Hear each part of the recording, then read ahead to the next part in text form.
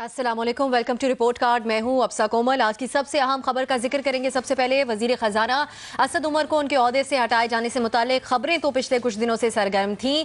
सहाफ़ी अपनी खबर पर कायम थे लेकिन हुकूमत की तरफ से उनकी तरदीद की जा रही थी, वजीर इत्तलात की तरफ से। लेकिन अब असद उमर साहब ने पहले सोशल मीडिया पर इस हवाले से बयान जारी किया कि वो अब काबीना का हिस्सा नहीं रहेंगे, और उसके बाद इस्लामाबाद में उन्होंने बाकायदा प्रेस कॉन्फ्रेंस की और उसमें उन्होंने वजारत से अलग होने की तस्दीक की। असद उमर ने कहा कि काबीना में तब्दीली से मुतालिक वजीर आजम की ख्वाहिश है कि वो वजारत खजाना को छोड़कर तवानाई की वजारत को ले लें, लेकिन उन्होंने वजीर आजम को एतमाद में लिया है कि वो काबीना का मजीद हिस्सा नहीं रहेंगे। मईशत के हवाले से उनका कहना था कि हुकूमत बनने के वक्त जहां मईशत खड़ी थी वो पाकिस्तान की बदतरीन सूरत हाल थी और उससे निकलने के लिए फैसले किए गए, लेकिन इसका मतलब ये नहीं कि अब मईशत बेहतर हो गई है। विफाकी वजीर खजाना असद उमर ने कहा कि मईशत की बेहतरी के लिए मुश्किल फैसले किए और नए वजीर खजाना को भी मौशी चैलेंजेस का सामना करना होगा। इसी पर हम गुफ्तगू करेंगे अपने पैनल से। सवाल इस तरह से है, वजीर खजाना असद उमर का वजारत छोड़ने का फैसला असद उमर को ओहदे से हटाना क्या इस बात का एतराफ है कि वो 8 माह में मईशत संभाल नहीं पाए, हाँ या नहीं? सबसे पहले हम मजहर अब्बास साहब की तरफ जाएंगे। मजहर साहब, क्या ये इसी बात की तरफ इशारा है और क्या कोई और आकर संभाल सकता है इस वक्त वजारत खजाना को? देखिए, अक्सर जब असद उमर से यही सवाल किया जाता था तो वो ये कहते थे हजारों ख्वाहिशें ऐसी कि हर ख्वाहिश पे दम निकले, जब उनसे इस्तीफे की बात होती थी। और आज वो गालिबन ये कह रहे होंगे कि आज बकौल फैज के कि आज की रात सादे दर्द ना छेड़, दुख से भरपूर दिन तमाम हुए और कल की खबर किसे मालूम। देखिए, ये इस वक्त असद उमर ने अभी प्रेस कॉन्फ्रेंस की, उन्होंने एक भी ये रीज़न नहीं बताया कि उन्हें वजीर आजम पर एतमाद है, उन्हें इमरान खान के विजन पर एतमाद है, उन्हें नया पाकिस्तान पर एतमाद है।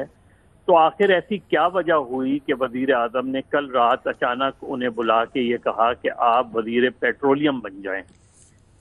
या तो असद उमर की पॉलिसी से दो ही रीज़न हो सकते हैं कि या तो वजीर आजम को ये एहसास हो रहा हो कि अगर असद उमर वजारत खजाना नहीं चला पा रहे हों, या असद उमर को ये शिकायत हो कि उनकी बात नहीं सुनी जा रही। इसके अलावा मुझे कोई तीसरा रीज़न नहीं नज़र आता। अब इसमें अगर कोई इमरान खान किसी वजह से अंडर प्रेशर है तो वो अलग बात है, लेकिन पूरी प्रेस कॉन्फ्रेंस में मैं उस जवाब को तलाश करता रहा कि आखिर क्या वजह है असद उमर के निकाले जाने की, मां सिवाय एक जुमला ऐसा था उनका कि जिससे इंडिया ये मिलता है कि वो जो टैक्स एमनेस्टी वाला मामला है उसमें उस पे उनको अपोजिशन का सामना था, क्योंकि उन्होंने ये कहा कि अगर किसी ने मुश्किल फैसले नहीं किए तो फिर हम मईशत को दोबारा अपने पैरों पे नहीं खड़ा कर पाएंगे। तो इसका मतलब ये है कि या तो वजीर आजम या उनकी काबीना जो है वो उनके जहन में जो भी मुश्किल फैसले होंगे वो मुश्किल फैसले लेने को तैयार नहीं है।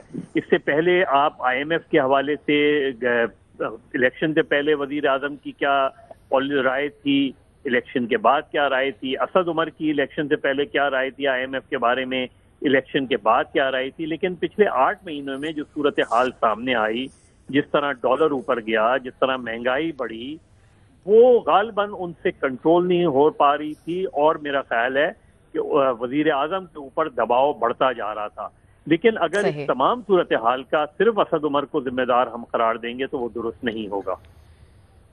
ठीक। सलीम साफी साहब, आखिर यही बात कि क्या ऐसी वजह थी? पहले तरदीद की जाती रही असद उमर साहब के बकौल, कल रात को उनको ये बताया गया है कि ये फैसला किया जा रहा है। क्या किसी प्रेशर में इमरान खान साहब ने फैसला किया? ये अगर सवाल की साख दुरुस्त की जाए तो मेरे ख्याल में बात समझ आ जाएगी असल वजह की। सवाल मेरे का कि असद उमर का वजारत छोड़ने का फैसला नहीं, न वजारत असद उमर ने ख़ुद वजारत छोड़ने का फ़ैसला किया है और न ये इमरान खान साहब का फ़ैसला था कि उनको इस वजारत से फ़ारिग कर दें। अगर असद उमर साहब का अपना फ़ैसला होता तो वो आज से 1-2 रोज़ कबल इस्तीफ़े के सवाल पे उसी तरह फ़ातिहाना और मगरूराना अंदाज़ में ये अशार ना कहते कि हज़ारों ख्वाहिशें इसी की हर ख्वाहिश पे दम निकलें। फिर अगर ये इमरान खान साहब का फ़ैसला होता तो आज से सिर्फ 2 दिन कबल फवाद चौधरी साहब जो उनके तर्जुमान दस्तरास्त और यार गार हैं, उनसे वो सहाफ़ियों की और मीडिया की ख़बरों की तरदीद जारी ना करवाते اور صرف یہ نہیں کہ تردید جاری کروا دی بلکہ اس انتہا تک گئے کہ ان چینلز کو پیمرا سے نوٹسز دلوائے. تو نہ عمران خان صاحب اس پہ تیار تھے کہ ان کو ہٹا دیں اور نہ اسد عمر صاحب اس کے لیے تیار تھے اور نہ ان کا فیصلہ تھا، بلکہ عمران خان صاحب کو مجبور کیا گیا ہے.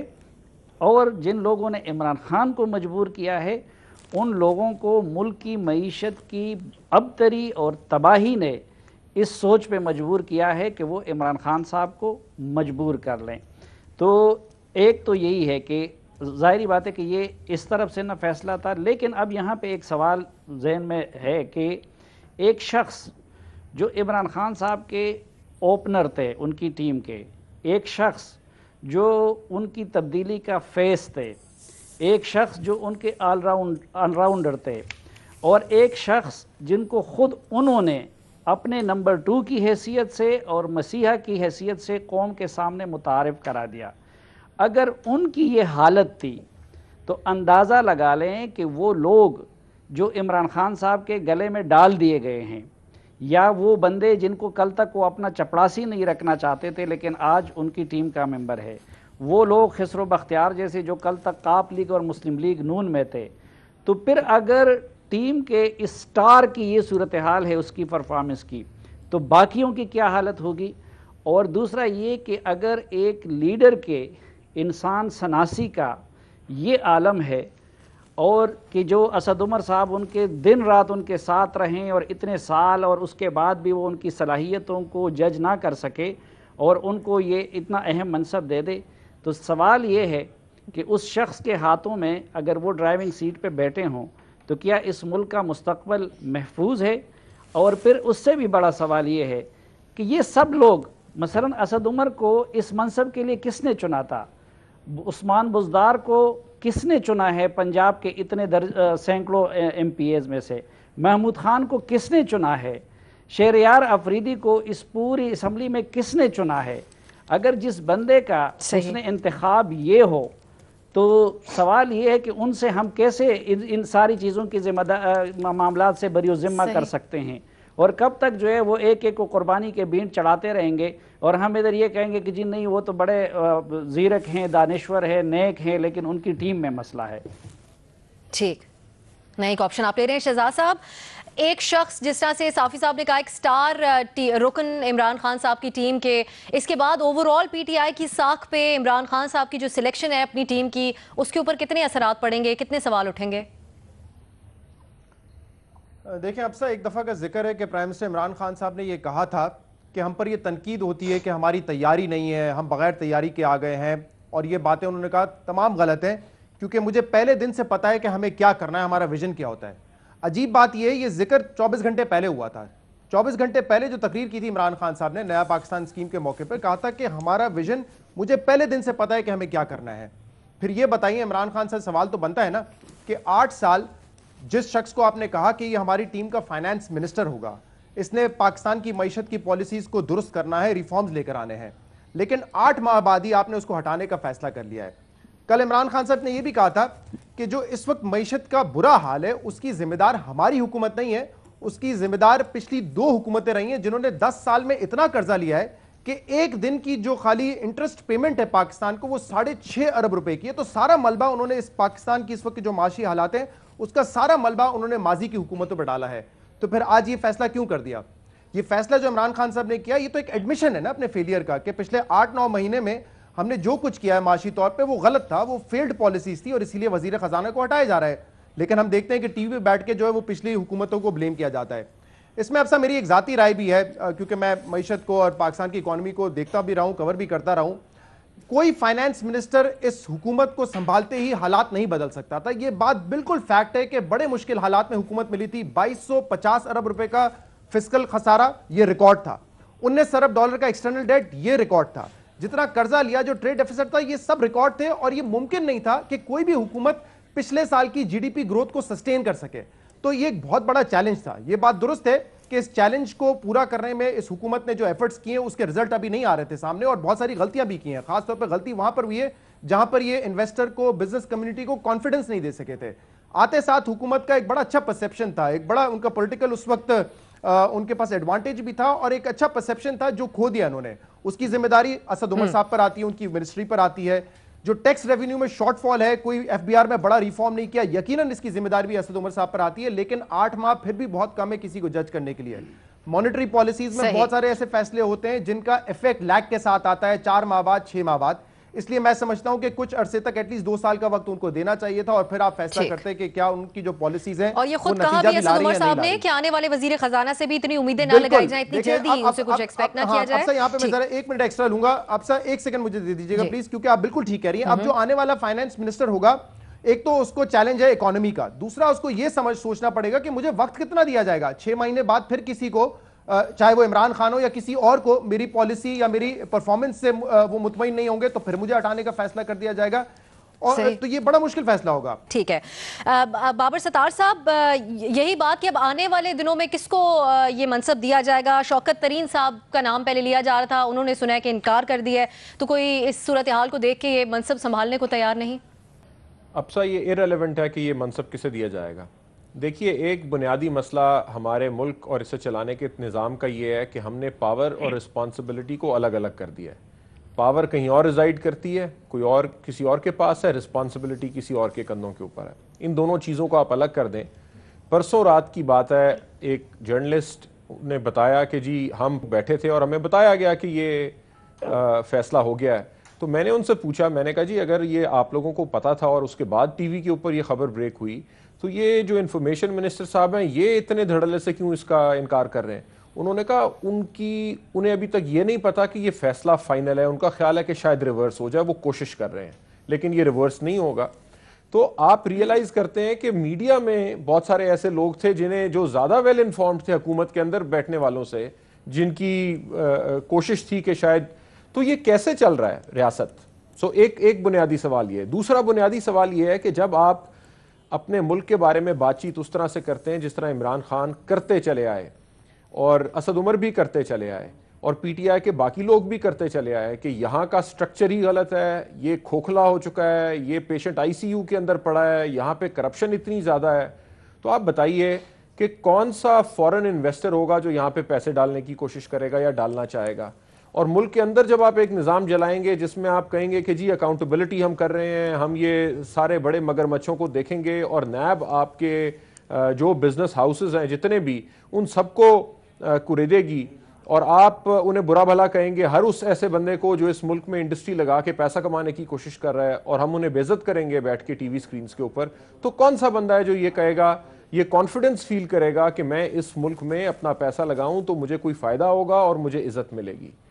तो ये जो अनसर्टनिटी है, ये जो अकाउंटेबिलिटी का विच हंट है, और इसके साथ ये खुद से अपना आपने ढोल बजाना कि ये मुल्क जो है ये बिल्कुल बर्बाद है और करप्ट है, और तो ये किस तरह की मार्केटिंग कैंपेन है? और जिसने भी कंसीव की थी इस मुल्क की इकोनॉमी के लिए मार्केटिंग कैंपेन, वो जिस मर्जी को इस मनसब पे लाके बिठा दें, ये नहीं चल पाए। रीमा, ये पीटीआई के तर्ज हुकूमत के ऊपर कितनी बड़ी तशवीशनाक बात है, कितना सवाल उठता है कि एक बात जिस बाबर साहब कह रहे थे कि एक बात जो वजीर इत्तलात उसको डिनाई कर रहे थे, लेकिन सहाफ़ी उस पर कायम थे और अभी तक कायम थे। हमने प्रोग्राम में भी बात की, उस वक्त भी वो यही कह रहे थे जिनकी तरफ से खबर ब्रेक की गई कि ये मुसद्दिका इत्तलात हैं।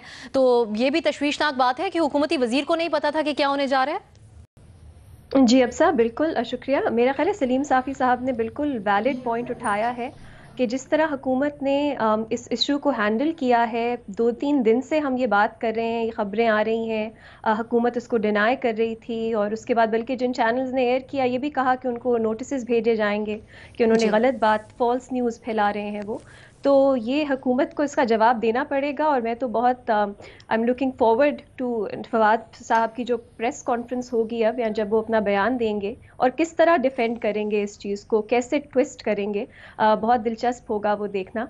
लेकिन एक बात मैं तो बहुत ओपनली कहूँगी कि मुझे बहुत अफसोस हुआ आज असद उमर साहब को, इस तरह उन्होंने बहुत डिग्निफाइड तरह से अपनी प्रेस कॉन्फ्रेंस की, लेकिन एक बहुत अफसोस की बात है कि पीटीआई ने इतना उनके ऊपर एतमाद रखा, उनको एक पोस्टर चाइल्ड, एक ब्लू आइड बॉय थे वो पार्टी के, इमरान खान साहब के सबसे क्लोज वो उनके कॉमरेड थे एक तरह से, और हमें यही बताया गया पूरा कि किस तरह वो एक ऐसा नया चेहरा है, बाकी सब ट्रेडिशनल पॉलिटिशियंस हैं, कैबिनेट में वो एक नया चेहरा थे, उन्होंने पीटीआई और नए पाकिस्तान की बुनियाद रखनी थी। لیکن ان کے ساتھ اگر ایسا ہو رہا ہے تو میرا نہیں خیال کوئی بھی سیف ہے پارٹی میں.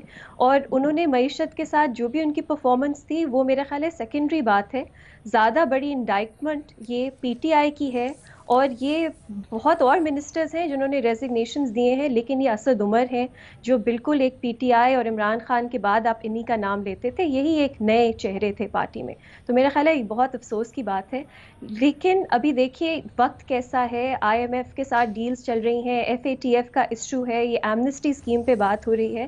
اس پورے سچویشن میں آپ نے اور انسرٹنٹی اور انسٹیبلٹی بڑھا دی فائنانس منسٹر تبدیل کر کے، اور جو نام آ رہے ہیں افسوس کی بات ہے سب ٹیکنوکریٹس کے آ رہے ہیں، کوئی پولیٹیشنز کے نام نہیں آ رہے. اگر آپ نے ٹیکنوکریٹ سے اس طرح کی اہم ایشوز ہیں گورننس کے وہ کروانے ہیں تو پھر پولیٹیشنز کا فائدہ کیا؟ ایک بات اسد عمر صاحب کی اچھی تھی پریس کانفرنس میں، انہوں نے کہا اس کو یہ وزارت دینی چاہیے جس کا روٹ عوام کے ساتھ کچھ تعلق ہو، جس کا گراؤنڈ مطلب گراس روٹس لیول پہ کوئی ریلیشن شپس ہوں. سو دیکھتے ہیں آگے کیا ہوتا ہے، لیکن جو نام آ رہے ہیں وہ تو سب ٹیکنوکریٹس کے آ رہے ہیں. تو ان آل ایک تو بالکل حکومت صحیح، بہت برا لگتا ہے، ان کے اپنے ڈیسیجن میکنگ پہ بہت سوال اٹھتے ہیں، لیکن اس کے علاوہ پوری اکنامک انسرٹنٹی اور بڑھے گی، انسٹیبلٹی اور بڑھے گی، اور یہ بھی رہے گا کہ یہ ڈیسیجن جو ہے یہ کہاں سے آیا ہے. مظہر صاحب جی. دیکھیے ویسے یہاں کسی کو بھی نہیں پتا ہوتا کہ کون ہٹایا جا رہا ہے کون لایا جا رہا ہے. اگر آپ کو یاد ہو، شاید ہو سکتا ہے آپ کو نہیں یاد ہو، لیکن سلیم صافی صاحب کو، جنیجو صاحب غیر ملکی دورے پہ تھے اور جب واپس آئے تو انہیں پتا چلا آپ آج وزیر اعظم نہیں رہے. بے نظیر بھٹو صاحبہ کو 6 اگست 1990 میں دوپہر تک یہ نہیں پتا تھا کہ وہ ہٹائی جانے والی ہے. تو یہاں کسی کو نہیں پتا ہوتا ہے کون کب ہٹایا جانے والا ہے. دوسرے یہ کہ ایک میرا خیال ہے عمر ایوب کا جو نام آ رہا ہے، اور موسٹ پرابلی انہیں ہی وزیر خزانہ کا قلمدان دیا جانے کا امکان ہے. ان کی وزارت خزانہ کے حوالے سے بھی ایک بیک گراؤنڈ ضرور رہا ہے، اور سب سے بڑی بات یہ کہ وہ اپنے حلقے کے بڑے کامیاب ایم این ایز رہے ہیں، اور ان کو میرا خیال ہے ووٹوں کی تعداد کے لحاظ سے بھی ان کو بڑی تعداد. تو میرا اپنا یہ خیال ہے، لیکن جو حالات ہیں وہ ایسے ہیں کہ جو بھی وزیر خزانہ یا مشیر خزانہ ہوگا اسے ایک بڑے مہنگائی کے جو طوفان ہے اور مہنگائی کا جو سونامی آنے والا ہے اس کا سامنا کرنا پڑے گا. اس کے لیے جو بھی چیلنج قبول کرے گا وہ واقعی بڑا اہم ہوگا، وہ اہم ہوگا. جی صافی صاحب دیکھیں کہ یہ پہلی ایسا نہیں ہے کہ عمران خان صاحب کا انتخاب جو ہے وہ ایسا نکلا ہے. دیکھیں فیاض الحسن چوہان بھی ان کا انتخاب تھا، اسی طرح آپ دیکھیں کہ بابر اعوان صاحب بھی ان کا انتخاب تھے، بہت سارے اور بھی اس طرح پہلے انہوں نے. ابھی جو بیوروکریٹ کا یہ جو آئی جیز کبھی ادھر ہو جاتا ہے کبھی دوسرا، تو وہ بھی ان کا ہے. یہ بڑا یہ بڑا ایک مسئلہ ہے کہ ایک بندے کے انتخاب کا اگر یہ عالم ہو. اور پھر جو مظہر صاحب نے بات کی وہ بڑی بنیادی بات ہے، لیکن جو جنیجو والی انہوں نے مثال دی.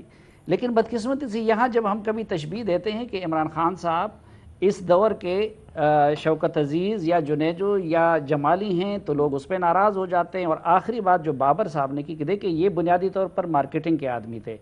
اب اگر آپ اپنے پروڈکٹ کی دنیا میں برائیاں بیان کرنا شروع کر دیں، یہ تو کامن سینس کی بات ہے. صافی صاحب اس بارے میں بات کرنے کا مزید موقع ملے گا آپ کو. 5 جو وزارتیں تھیں جن کے بارے میں کہا جا رہا تھا تبدیلی کا، اس کی خبریں مل رہی ہیں کہ کچھ نہ کچھ ہونے جا رہا ہے. اس پر اگر آپ سب متفق ہیں تو ہم لوگ آپ کا ہاں کا آپشن لکھ دیتے ہیں. ابھی ہم پروگرام میں ایک بریک کی طرف جائیں گے، اور یہ بتا دیں آپ کو کہ پہلے بھی ہم نے بات کی تھی تو ہمارے تمام تجزیہ کاروں کا یہی خیال تھا کہ اسد عمر صاحب کو ابھی تبدیل نہیں کرنا چاہیے. آخر کیا ایسی وجہ ہوئی، یہ ابھی تک سوال ہی ہے. کوئٹہ ایک بار پھر دہشت گردی کی لپیٹ میں ہے. مکران کوسٹل ہائی وے پر معلوم ملزمان نے مسافر بسوں سے 14 افراد کو اتار کر شناخت کے بعد ان کو قتل کر دیا، جس میں پاک بحریہ کے اہلکار بھی شامل ہیں. ذرائع کے مطابق نامعلوم ملزمان نے کراچی سے گوادر اور گوادر سے کراچی آنے والی بسوں کو کوسٹل ہائی وے پر روکا اور کچھ لوگوں کو شناخت کیا، جنہیں دور لے جا کر ان کے ہاتھ پاؤں باندھنے کے بعد فائرنگ کر کے انہیں قتل کر دیا گیا. چند روز پہلے کوئٹہ کے نواحی علاقے ہزار گنجی میں قائم سبزی منڈی میں دھماکے سے 20 افراد جاں بحق اور 48 افراد زخمی ہوئے تھے. दहशत गर्दी की इस इफरीत से मुकम्मल तौर पर कैसे छुटकारा पाया जाए और बलूचिस्तान में कैसे बहाल हो, इसी पर हमारा सवाल होगा। सवाल इस तरह से है, मकरान कोस्टल हाईवे पर बस से उतारकर 14 अफराद को कत्ल कर दिया गया। वजीर आजम ने रिपोर्ट तलब कर ली। बलूचिस्तान में दहशत गर्दी के खात्मे के लिए किन इकदामात की जरूरत है? ओपन ऑप्शंस हैं। साफी साहब, ये हालिया वाकया, इसको देखते हुए आप क्या समझते हैं?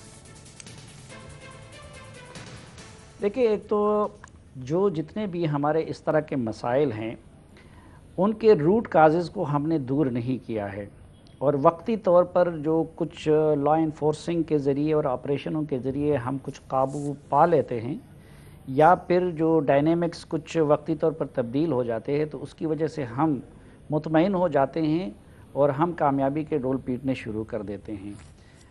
आपने सवाल ये किया है कि कैसे ख़त्म हो सकता है। मेरे ख़्याल में 3-4 बुनियादी इक़दामात जब हम नहीं उठाते। नंबर 1, हम अपनी ख़ारजा पॉलिसी और बिलखसूस पड़ोसी ममालिक से मुतालिक अपनी पॉलिसी में जौहरी तब्दीली ले आए। नंबर 2, यानी इस दहशतगर्दी के ख़ात्मे के लिए ज़रूरी है। नंबर 2 कि हम सिविल मिलिट्री ताल्लुकात को आइन के दायरे में जो जो इख्तियार है उसके मुताबिक दोबारा उस्तवार कर ले।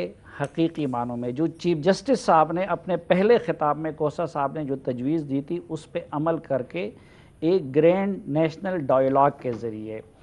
और तीसरा जो इमीडिएटली जिस काम की ज़रूरत है वो ये हकीकी मानों में फ्री एंड फेयर एक ऐसा इलेक्शन करा दिया जाए कि जिसके नताइज पे बलोच भी मुतमईन हो, पख्तून भी मुतमईन हो, मिस्टर भी मुतमईन हो, मुल्ला भी मुतमईन हो कि हाँ ये फ्री एंड फेयर इलेक्शन हुआ है। जब तक हम ये चंद बुनियादी इक़दामात नहीं करते, मेरे ख़्याल में दायमी तौर पर पाकिस्तान में अमन नहीं आ सकता। और मुझे एक इल्तिजा मैंने करनी है।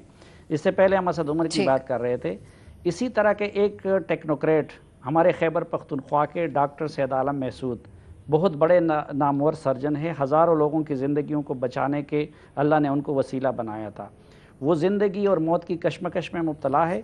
सिर्फ उनके नज़रियाती इख्तलाफ या नज़रियाती वाबस्तगी पर उनको बाहर जाने नहीं दिया जा रहा है इंटीरियर मिनिस्ट्री की तरफ से। कई मरतबा उनका टिकट भी ज़ाया हुआ। तो हम ये इल्तिजा करेंगे कि इस हुकूमत को खुदा का वास्ता कि इस नज़रियाती इख्तलाफ की बुनियाद पे लोगों की ज़िंदगियों से ना खेलें और उनको फौरी तौर पर इलाज के लिए बाहर जाने की इजाज़त दें। ठीक, बाबर साहब, किस वजह से आपके ख्याल में ये अनासर दोबारा से सर उठाने लगे हैं और किस तरह इसको कंट्रोल किया जाए? देखिए, मुझे तो ये लगता है कि हमारी रियासत की प्रायोरिटीज़ में सिटीज़न्स की लाइफ प्रायोरिटी नहीं है। अगर हम अपना 70 साल का डिस्कोर्स देखें तो उसमें लगता ये है कि हम रियासत को प्रोटेक्ट करना चाहते हैं आवाम से, और आवाम की जो ज़िंदगी, उनकी लिबर्टी, उनकी लाइफ, उनकी डिग्निटी वो डिफ़ाइन नहीं करती कि रियासत क्या काम कर सकती है। आइन में इसके बिल्कुल मुतरादिफ बात है। आइन में रियासत की जिम्मेदारी होती है कि आपने लोगों के फंडामेंटल राइट्स प्रोटेक्ट करने हैं, ना कि आपने रियासत को लोगों से प्रोटेक्ट करना है। तो ये एक डिफॉर्म्ड सा हमारा व्यू है जो हमारी नेशनल सिक्योरिटी पॉलिसी को भी फिर इन्फॉर्म करता है, हमारी फॉरेन पॉलिसी को भी इन्फॉर्म करता है, और और वो सारे प्रॉब्लम्स नज़र आते हैं जिनका साफ़ी साहब ने अंदिया दिया।